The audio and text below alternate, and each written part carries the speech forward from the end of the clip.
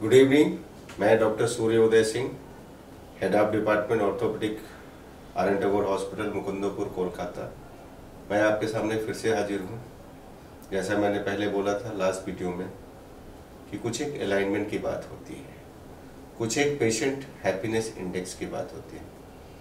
अब मैं थोड़ा एक एग्जाम्पल से समझाऊंगा कि फंक्शनल अलाइनमेंट क्या होता है और उसको ये रोबोट कैसे अचीव करता है।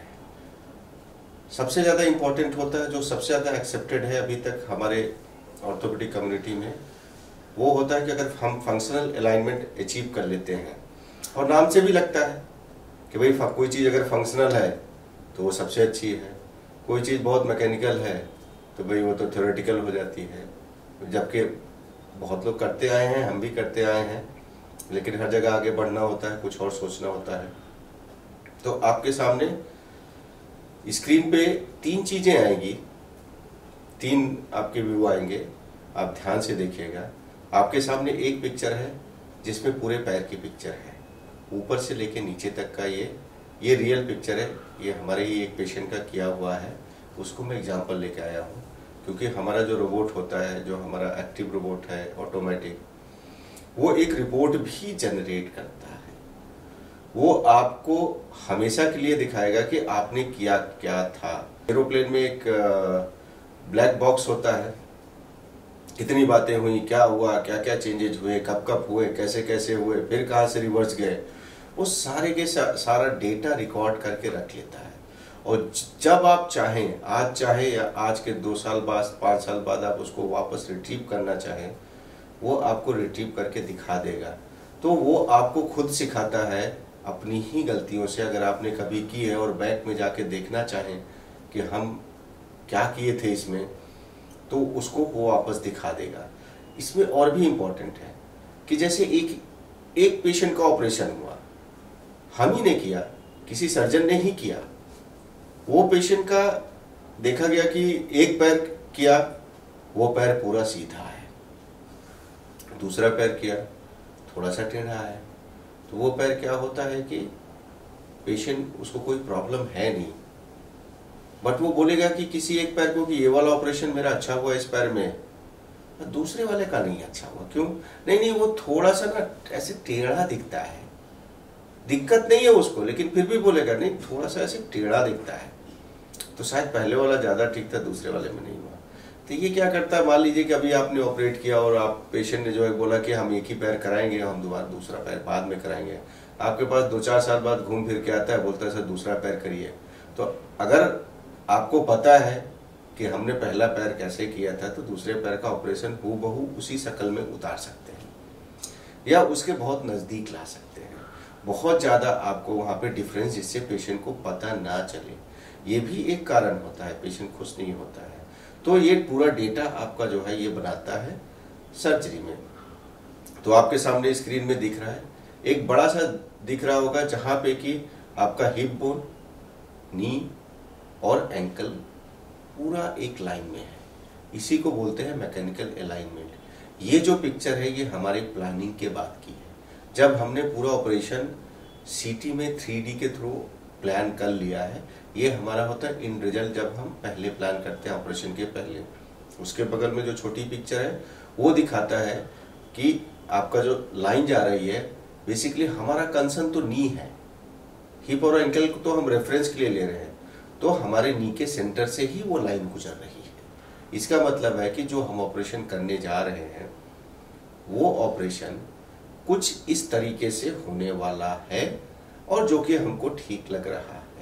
अब आपकी स्क्रीन पे है दूसरा पेज, ये बहुत इंपॉर्टेंट पेज है। इसको समझिए, समझेंगे तो शायद ये सर्जरी को भी की जरूरत नहीं, इसकी ब्यूटी समझेंगे। ये रोबोट कर क्या सकता है, कितना कैपेबल है। अब आपके पास जो है सेंटर में 2 पिक्चर हैं, एक सामने से दिखाया गया है, एक बगल से घुटने को दिखाया गया है। ऑपरेशन अभी भी नहीं हुआ है, अभी भी ये सब कुछ दिखा ही रहा है कि आप कितना परफेक्शन लेने जा रहे हो। अब यहाँ पे हमने जो बात बोली थी, स्क्वायर बनाना है। स्क्वायर बनाने का मतलब है आपका एक बाएं तरफ का, जिसको हम लोग लेटरल बोलते हैं, एक पार्ट वो है बाहर की तरफ का, और दूसरा पार्ट है अंदर की तरफ का। किसी भी टिबिया में भी दो पार्ट होते हैं, किसी भी जॉइंट के दो पार्ट होते हैं, एक लेटरल बाहर की तरफ और अंदर की तरफ। अगर आपको स्क्वायर बनाना है तो दोनों पार्ट बराबर होने चाहिए। अब आप एक बड़ा बड़ा नंबर देखिए जिसमें लिखा है 11 और 11, 11, 11। ये हम बैलेंस कर चुके हैं, तब की पिक्चर है ये। सारे डेटा निकालता है। मैं वो 6 से मैं 11 कैसे गया वो मैं नहीं दिखा रहा हूं, बट ये 6 से 11 कैसे गया इसका थोड़ा सा समझिए। ये काटता कैसे है। ये जहां 11 लिखा है आपका लेटरल साइड बाहर की तरफ में, देखिए वहां भी दो नंबर लिखे हैं। अब मैं आपको प्रॉक्सिमल और पोस्टीरियर मैं नहीं समझाता हूं, आप इसको ऐसे समझिए कि आपकी ये 4 कॉर्नर है, बट ये क्या चारों कॉर्नर को बराबर काटा है? नहीं। अगर नंबर्स पे ध्यान दें तो एक कॉर्नर को काटा है उसने 5.2, नंबर दिख रहा होगा बाहर की तरफ ऊपर की तरफ। दूसरे कॉर्नर को आप राइट साइड में इसके आ जाइए, उसको काटा है 6.3, 6.3 दिख रहा होगा आपको।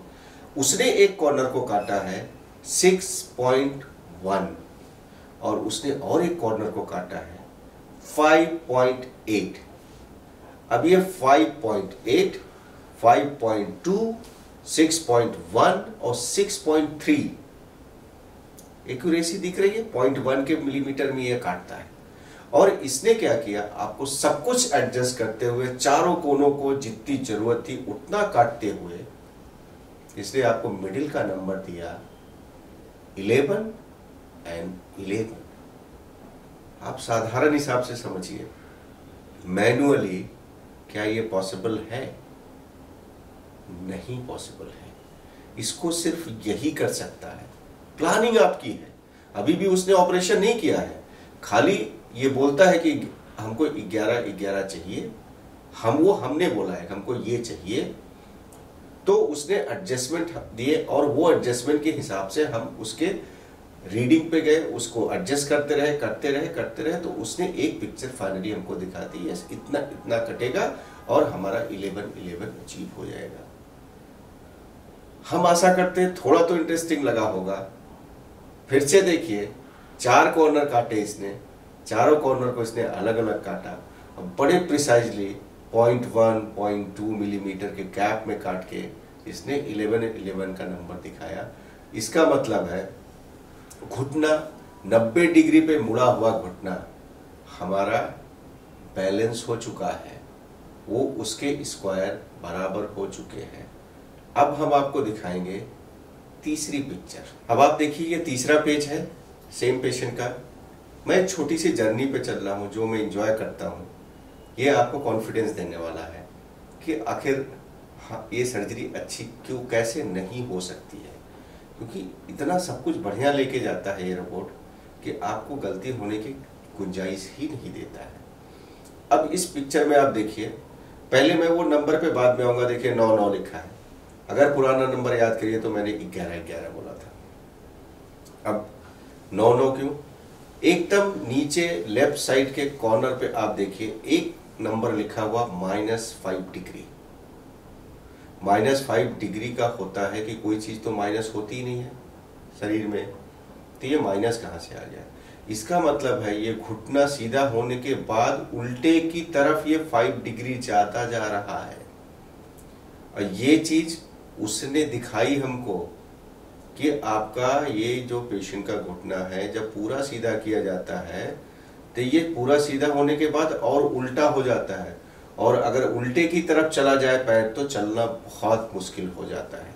आपका घुटना थोड़ा मुड़ा हुआ है, आप आराम से चल सकते हो, सामने की तरफ मुड़ा है, लेकिन अगर पीछे की तरफ आपका मुड़ गया बहुत ज्यादा तो आप नहीं चल सकते हो। तो फिर इसके बहुत सारे मैजिक नंबर्स हैं। अब आप देखोगे, इसीलिए हमने जब उसको 11 किया, हमने इस कट को, इस बॉक्स को 9 कर दिया। तो पीछे की तरफ जब हम 90 डिग्री पे मुड़ते हैं तो मेरा 11 खुल गया। इधर हमने जब खोला 9 डिग्री हमने कर दिया, तो ये जो पीछे घुटना जा रहा था ऐसे होने की कोशिश कर रहा था, इधर की तरफ जो जाने की कोशिश कर रहा था, क्योंकि हमने उसको कम कर दिया, 9 कर दिया, तो वो मेरा रुक गया। अब वो क्या होता है, पूरा सीधा आके वहीं पे रुक जाता है। अब वो पीछे की तरफ नहीं जाता है, क्योंकि हमको ये पता है कि हमने 11 उधर खोला है, हमको 2 mm इधर कम खोलना है। एक्चुअली 2 mm, 1 mm से जो है 1 से 1.5 डिग्री का फर्क पड़ता है, तो हमने 2 mm कम कर दिया। तो आप ये मान के चलिए कि हमारा 4 से 5 डिग्री का जो गैप था उसको इसने खत्म कर दिया। और यहाँ पे भी वही ब्यूटी है, 9 जो हमने अचीव किया उसके नंबर देखिए, फिर इस पे 4 नंबर आपको दिखेंगे, 7.5, 4.76, 4.7, चारों कॉर्नर में ऐसे नंबर बिखरे पड़े हैं। और ये चारों नंबर इसकी ब्यूटी है, जो इसने काट के इस गैप को जो है हमको दिया है।